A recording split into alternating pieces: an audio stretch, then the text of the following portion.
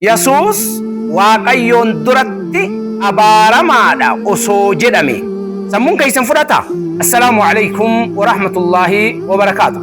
Jaalatamtootaa kabajamtootaa hordoftoota sagantaa kana kataatan hawaasa kiyya kan muslimaa akkasumas lammiiwwan kiyya warra amantii islaamummaatiin ala jirtan guyyaa hadhaa gaafii takka isiniif qabadhee dhufee jira.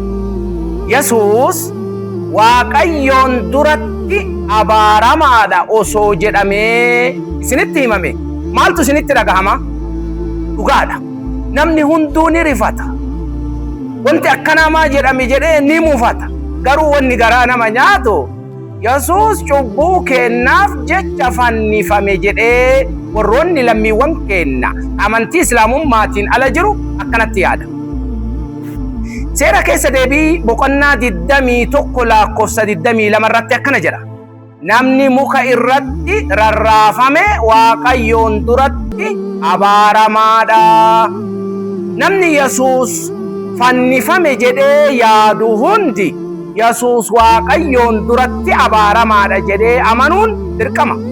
Nuti hawaasni muslimaa waan nabiyyiin rabbii nabi Ciisaan alayhi salaam rabbiin gama kiyya ol isa fudhadhe malee hin ajjeefamnelle hin fannifamnelle jedheetiin nuuf himeef akkasuma nabiyyiin rabbii abaaramuu sammuun kennallee waan hin fudhanneef nabi Ciisaan hin ajjeefamnelle hin fannifamnelle jenneetiin amanna jechuudha. Fakkeenyaaf haati takka ani ni ijoollee tiyyatu na jalaa beela'e jedhee hate osoo jette eega ijoolleen tantee si jalaa beelofte kuni hattinnata hin jedhamu ni jedhama.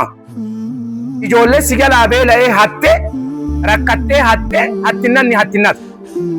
Cubbuu namaatiif abaarame lakki karoora ufiitiin abaarameen.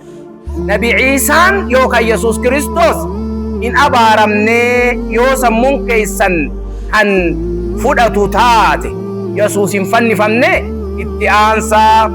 Yoo Yesuus fannifamee ka jettanii yaaddan taate Yesuus waaqayyoon biratti abaarame fudhadhaa. Nu lachuu keessan jiru hin fannifamnelle hin abaaramnelle.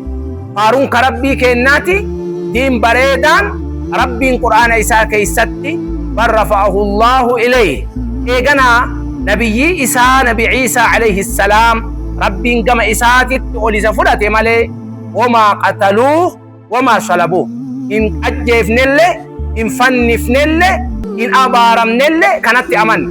Yoo sammuun kee fannifamee ka yaadu abaaramee dirqama fudhadhu.